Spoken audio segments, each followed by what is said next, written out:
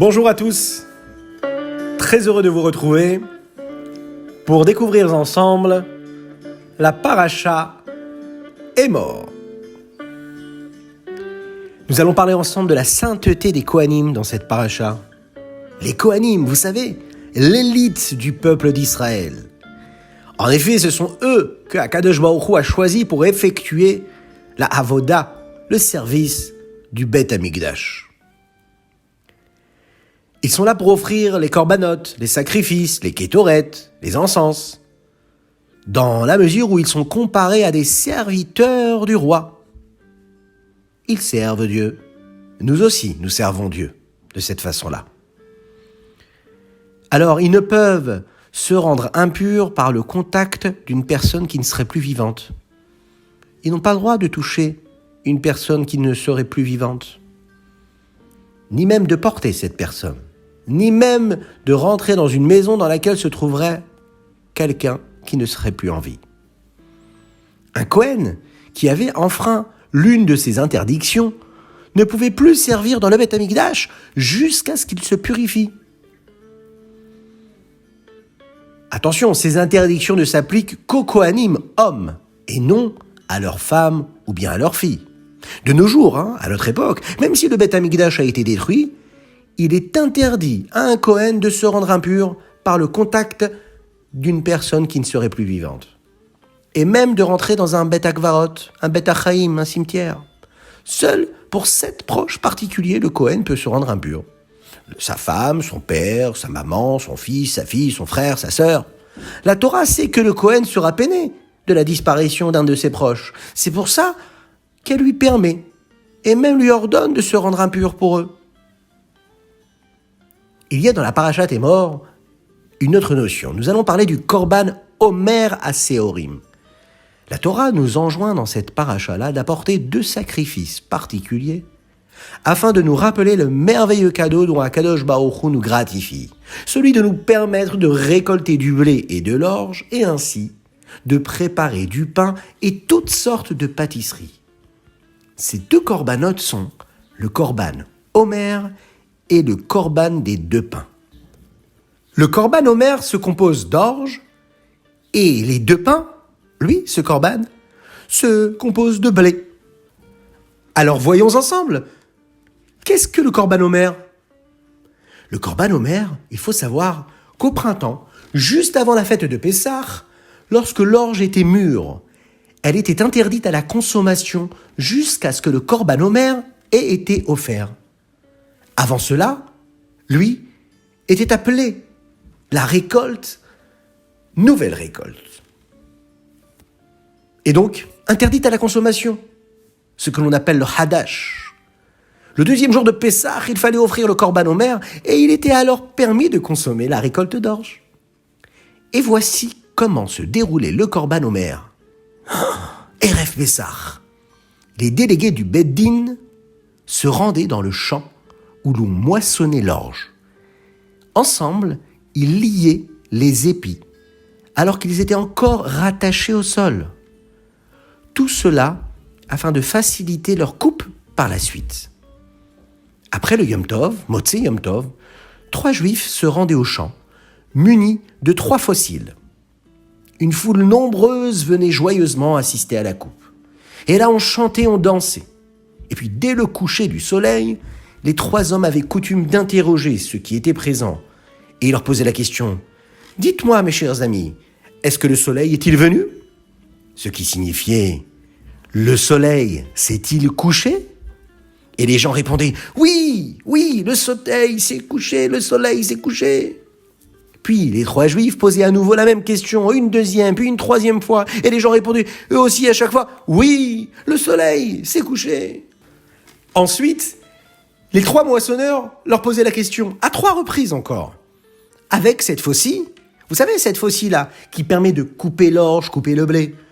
Avec celle-ci, vous voulez que je fauche l'orge avec cette faucille ? Et le peuple répondait oui, avec celle-ci. Et puis il reposait encore une fois la question, mais est-ce que vous voulez que je le fasse dans ce panier ? Ce qui signifiait, est-ce que je dois mettre la moisson dans ce panier ? La question était encore une fois posée 3 fois. Et puis le peuple répondait à chaque fois, oui, oui. Alors, si c'était un jour de Shabbat, eh bien les moissonneurs rajoutaient à 3 reprises la question. Et ils disaient, est-ce qu'il faut vraiment le faire ce jour de Shabbat, ce jour de Shabbat, ce jour de Shabbat? Allez, dites-le vous aussi à la maison. Oui, ce jour de Shabbat. Oui, ce jour de Shabbat. Oui, ce jour de Shabbat. Et ensuite, ils posaient la question un petit peu. Enfin, l'idée, c'était de dire, est-ce que je dois moissonner même si c'est le jour de Shabbat? Alors qu'a priori, moissonner Shabbat, c'est interdit. Et tout le monde répondait, oui, tu peux le faire. Et enfin, ils posaient une 3e question. Est-ce que je dois moissonner maintenant? Eh bien, le peuple répondait encore oui. Et à ce moment-là, ces 3 moissonneurs étaient là, coupaient alors les épis d'orge et en remplissant leur panier d'une quantité de 3 CA, ce qui fait environ 8 kilos, 8 kilos. Hein. Oui, 3 CA, c'est 8 kilos. Qu'ils apportaient dans la Hazara du Beth Amikdash.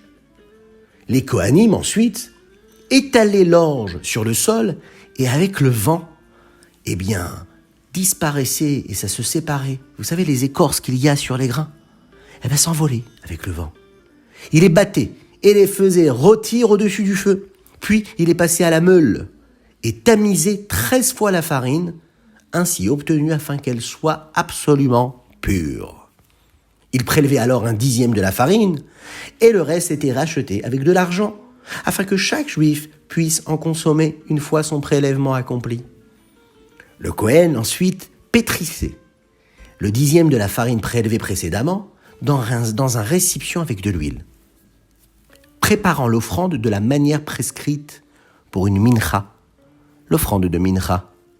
Puis, il mettait de l'encens par-dessus et il apportait l'offrande à l'est du Misbéach, à l'est de l'autel. Il balançait ensuite l'ustensile contenant l'offrande vers le haut et vers le bas. On apportait l'offrande du côté sud-ouest de l'autel, du Misbéach, et puis on mettait l'encens d'un côté, et du côté où l'huile était abondante.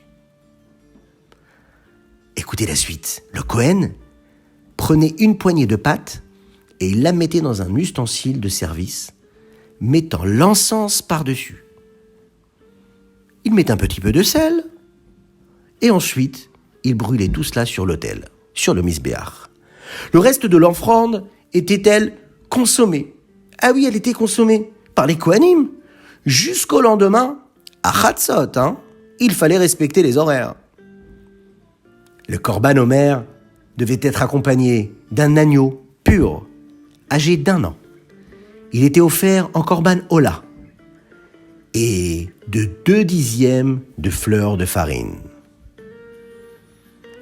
Dès la tombée de la nuit, succédant l'offrande du Homer, commençait, vous savez, le conte du Homer, la Séphirata Homer. Et là, durant 49 jours, on comptait le Homer jusqu'à Shavuot. Tout cela en souvenir des jours qu'avaient comptés les Béné Israël depuis la sortie d'Égypte jusqu'au don de la Torah.